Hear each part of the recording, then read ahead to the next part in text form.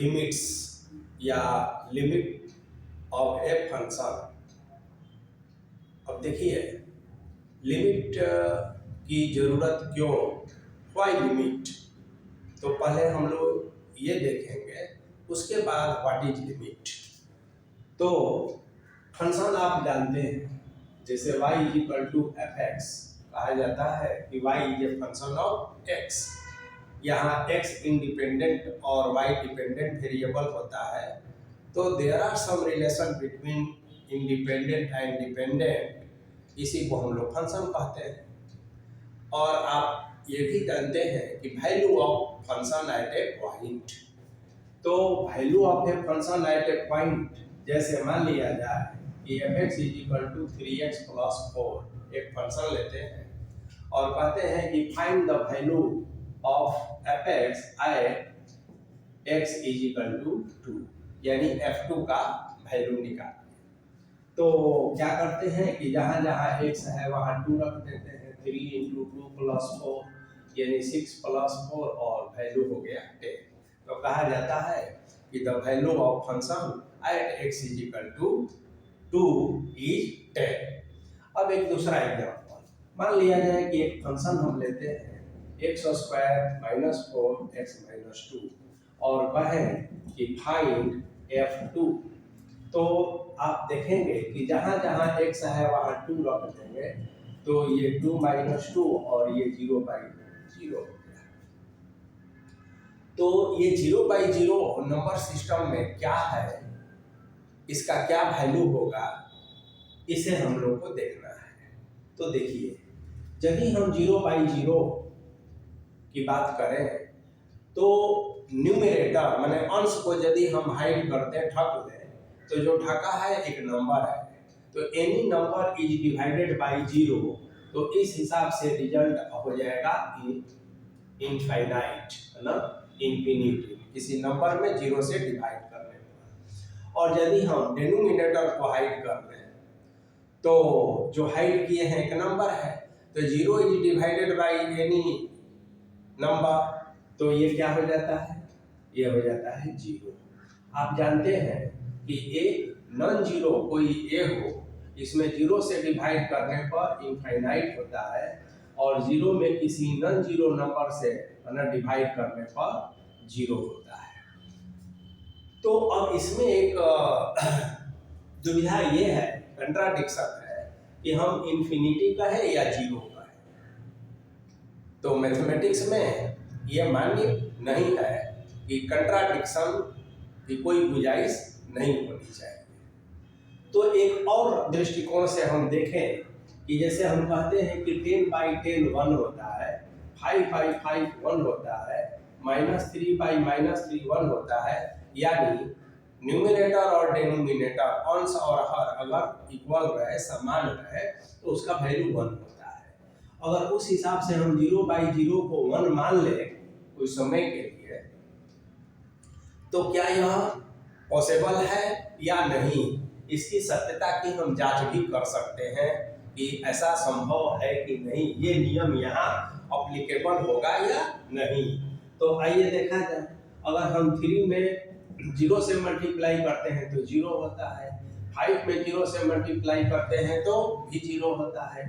ये RHS में दोनों 0 है, इसलिए 3 into 0 is equal to 5 into 0 हो गया।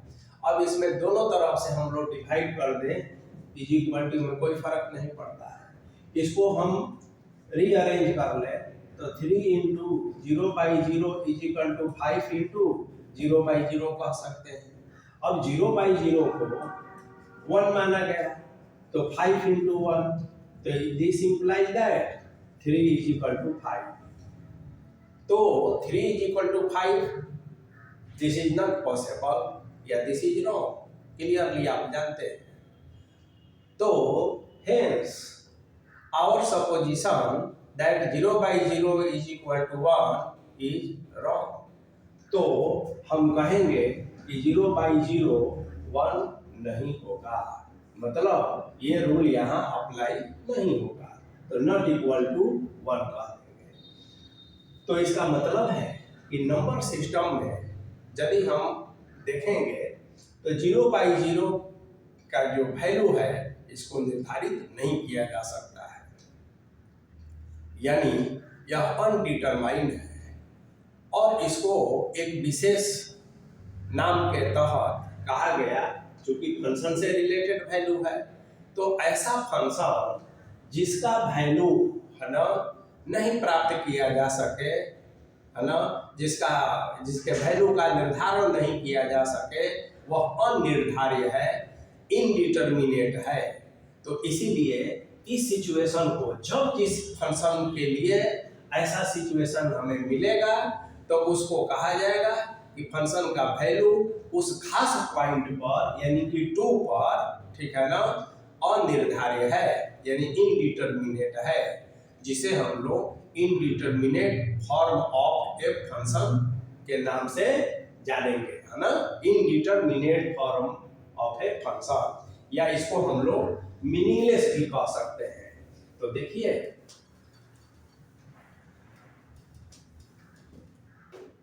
इनडिटरमिनेट, है ना, indeterminate form of a function, और हिंदी में कहे तो फलन का अनिर्धार्य, है ना, रूप, ठीक है, यहाँ फलन का लिख देंगे।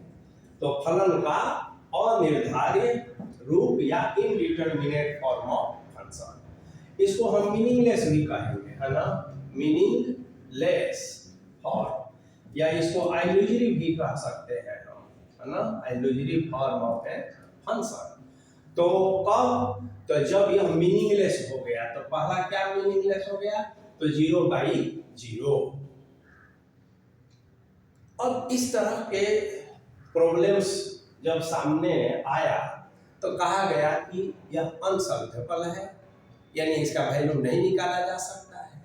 लेकिन जो मैथमेटिशियन है वो हाथ पर हाथ रखकर बैठते नहीं, और मैथमेटिक्स में जो नई चीजें आती हैं वो इन्हीं सब कारणों, है ना, जो अनसॉल्वेबल है, जो इम्पॉसिबल है, तो इम्पॉसिबल को, असंभव को संभव बनाने के लिए, ठीक है, जिसका हल नहीं निकल सकता है, समाधान नहीं प्राप्त किया जा सके, तो उसका समाधान प्राप्त करने के लिए हमेशा मैथमेटिक्स में, गणित में नए नए चीजों का आविष्कार होते रहा है।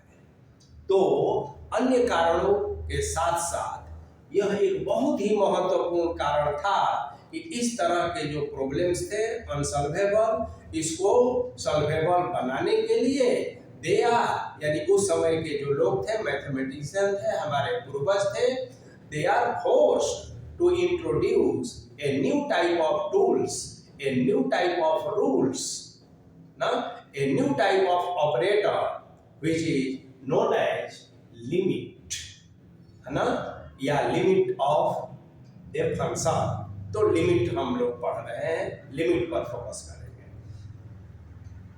अब नंबर सिस्टम में, संख्या पद्धति में ये देखना है कि इस तरह का सिचुएशन क्या एकमात्र यही है या और भी कुछ है। तो आइए इस कड़ी में हम लोग आगे देखते हैं। कुछ हम अलग अलग फंक्शन लेंगे और उसका फिर अलग अलग पॉइंट पर उसका हम वैल्यू निकाल कर चेक करेंगे कि क्या इस तरह के मीनिंगलेस की जो स्थिति है और भी हमें मिल रहा है क्या। तो एक हम फंक्शन लेते हैं, मान लिया जाए f(x) = x + 1/x² + 1, और कहा जाए कि find the value of this function at x =∞। तो क्या करेंगे, f इंफिनिटी लिख देंगे, जहां जहां x है वहां इंफिनिटी लिख दीजिए, इंफिनिटी² + 1, इंफिनिटी प्लस 1 इंफिनिटी ही होता है, और इंफिनिटी स्क्वायर इंफिनिटी होगा, 1 जोड़ेंगे तो इंफिनिटी हो जाएगा। तो पहला हमको तो 0/0 मिला था, ये दूसरा इंफिनिटी मिला। अब एक नियम है, ध्यान से आप देखिए, इंफिनिटी में आप इंफिनिटी से मल्टीप्लाई करेंगे तो इंफिनिटी ही होगा, इसमें कोई विरोधाभास नहीं है, यह बिल्कुल ओबियस है, क्लियर है, स्पष्ट है, ठीक है ना। लेकिन जब आप इंफिनिटी बाई इंफिनिटी कहेंगे ना, तो यहाँ पर देखिए न्यूमरेटर वाला जो इंफिनिटी है इसको आप हाइड कर दीजिए, ढक लिए। तो एनी नंबर जो ढके हैं वो नंबर है, any number is divided by infinity, तो रिजल्ट क्या होता है 0। और आप जब डिनोमिनेटर को है ना हर को ढक लेते हैं तो infinity is divided by any number, result infinity. तो यहाँ भी कंट्राडिक्शन हो रहा है। तो यह इस इंफिनिटी बाय इंफिनिटी को भी उसी इनडिटर्मिनेट में या मीनिंगलेस फॉर्म में इसको भी शामिल कर लिया गया, यानी मीनिंगलेस का एक क्लब है, उस क्लब में ये भी चला गया। यानी इस तरह के प्रॉब्लम्स का भी सॉल्यूशन संभव नहीं था। और लिमिट्स के आ जाने से न सिर्फ इस तरह के प्रॉब्लम का सॉल्यूशन संभव हो पाया, ठीक है ना, वैल्यू नहीं निकलता है फंक्शन का, लिमिटिंग वैल्यू निकलता है ना। तो उसके अलावा विज्ञान में, साइंस में, मैथमेटिक्स में और जीवन के विविध क्षेत्रों में इस लिमिट का प्रयोग हो रहा है। अब देखिए, तो इंफिनिटी बाय इंफिनिटी भी मीनिंगलेस फॉर्म में है। अब हम लोग कुछ और भी नए फंक्शन पर विचार करें। जैसे मान लिया जाए कि fx इज इक्वल टू, मान लेते हैं 1/x² माइनस 1 और 1/x4 माइनस 1, और आपसे कहा जाए कि f1 का वैल्यू निकालिए। तो देखिए fx is equal to 1/x², तो 1² माइनस 1 माइनस 1/4 माइनस 1, यानी 1/1 1/1। तो 1 नहीं, 1² माइनस 1 1/0 1/0। अब 1/0 इंफिनिटी होता है, 1/0 भी इंफिनिटी होता है। अब इंफिनिटी बाय इंफिनिटी का वैल्यू क्या हो, देखिए यहाँ देखना है कि इंफिनिटी प्लस इंफिनिटी कहेंगे ना, तो यह इंफिनिटी ही होगा, इसमें कोई कंट्राडिक्शन नहीं है। लेकिन इसमें थोड़ा है, कैसे है, आइए। सेम नंबर से सेम नंबर को आप सब्ट्रैक्ट करते हैं तो 0 होता है, तो उस हिसाब से तो 0 हो गया। और दूसरा इसकी विशेषता ये है कि इंफिनिटी माने अनंत। तो व्यवहारिक जीवन में अगर समुद्र की बात करें हम, तो समुद्र को अनंत, अथाह, असीम कहा गया। अब समुद्र की विशेषता ये होती है कि अगर समुद्र में से आप 10 घड़ा पानी निकाल लीजिए, फिर भी समुद्र के तल में कोई अंतर नहीं पड़ेगा। 10-20 नदियां बहा दीजिए तो भी नहीं। और यहाँ तक इस समुद्र में से एक नया समुद्र ही आप निकाल लीजिए, तो पहले वाला समुद्र ही रहेगा, उसके तल में फिर भी अंतर नहीं होगा। तो उस हिसाब से समुद्र में से समुद्र गया, इंफिनिटी में से इंफिनिटी गया, तो इंफिनिटी हुआ। तो यहाँ नहीं कंट्राडिक्शन था, लेकिन यहाँ तो है। इसलिए जब किसी फंक्शन का वैल्यू किसी दिए हुए पॉइंट पर इस टाइप का आता है, तो हम कहते हैं कि वैल्यू निकालना पॉसिबल नहीं है, और तभी लिमिट्स की जरूरत पड़ती है। तो हम लोग इसको भी इंफिनिटी माइनस इंफिनिटी के क्लब में शामिल कर देते हैं। अब देखिए कुछ और फंक्शंस पर हम विचार करें। जैसे मान लिया जाए कि fx is equal to π/2 minus x, और मान लिया जाए tan x, और आपसे कहा जाए कि f π/2 का वैल्यू निकालिए, तो क्या हो जाएगा, x के जगह पर π/2, ये π/2 माइनस π/2 है ना, और ये हो जाएगा tan π/2। तो आप देखेंगे कि π/2 0 हो गया, इनटू है, और ये जो है इंफिनिटी हुआ। अब इसमें देखिए 0 इंटू इंफिनिटी है ना, तो इसको हम हाइड कर लेंगे। 0 is multiplied by any number, जो ढके हैं एक नंबर ही है, तो 0 हुआ। अब इसको हम हाइड कर लेते हैं, तो एनी नंबर जो हाइड किए हैं मल्टीप्लाइड बाई इंफिनिटी, तो इंफिनिटी होता है। तो इसे भी हम 0 इंटू इंफिनिटी इसी क्लब में शामिल कर देंगे। फिर कुछ और एग्जांपल्स देखें। मान लिया जाए कि fx इज इक्वल टू और कोई भी एक फंक्शन ले लीजिए, जैसे sin x to the power tan x, और आपसे कहा जाए कि f π/2 का मान निकालिए। तो देखिए sin π/2 बाई tan π/2, sin π/2 1 होता है, tan π/2 इंफिनिटी होता है, तो 1/इंफिनिटी। अब इसके बारे में हम विचार करें। देखिए 2 से 2 का पावर इंफिनिटी करेंगे तो यह इंफिनिटी ही होगा। एक से बड़ी जितनी भी संख्याएं हैं उस पर अगर इंफिनिटी पावर दिया जाए तो इंफिनिटी होता है, और एक से छोटी जितनी संख्याएं हैं उस पर पावर अगर इंफिनिटी दिया जाए तो ये 0 होता है। नंबर सिस्टम में आप लोग जानते हैं। अब यहाँ 1 के बारे में बात करें तो इस रूल के अनुसार किसी भी नंबर पर अगर हम इंफिनिटी देते हैं तो मान लिया जाए कि वो इंफिनिटी ही हुआ। लेकिन 1 एक ऐसा नंबर है कि इसकी एक अपनी पार्टिकुलर विशेषता भी है कि 1 को अगर 10 टाइम्स मल्टीप्लाई कीजिए, 10 बार गुणा कीजिए तो 1 आएगा, 1,00,000 बार कीजिए 1 आएगा, अनंत बार कीजिए तो 1 आएगा। तो यहाँ भी कंट्राडिक्शन है, इसलिए 1 का पावर इंफिनिटी यह भी हमारे मीनिंगलेस के कॉलम में, इंडिटरमिनेट के कॉलम में चला गया। ठीक है, अब आइए मान लिया जाए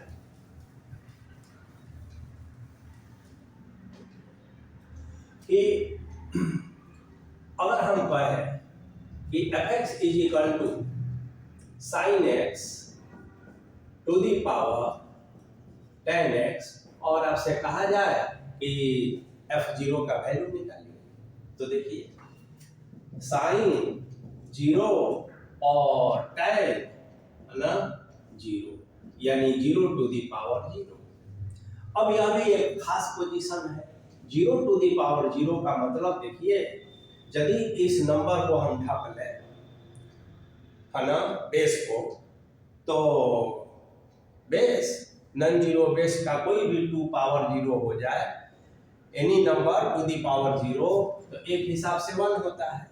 और यदि हम इस इंडेक्स को हम हाइड कर लें तो 0 पर कोई भी अगर पावर हम देते हैं, ये बिना सोचे हुए कि पावर क्या हम दे रहे हैं, एक नंबर है तो 0 आना चाहिए।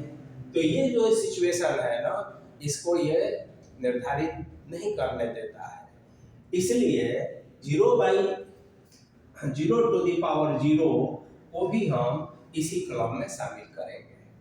अब जैसे मान लिया जाए कि fx इज इक्वल टू, मान लिया जाए कि हम sin x और पावर टाइम x ही लिखते हैं, ठीक है ना, या ऐसा करते हैं,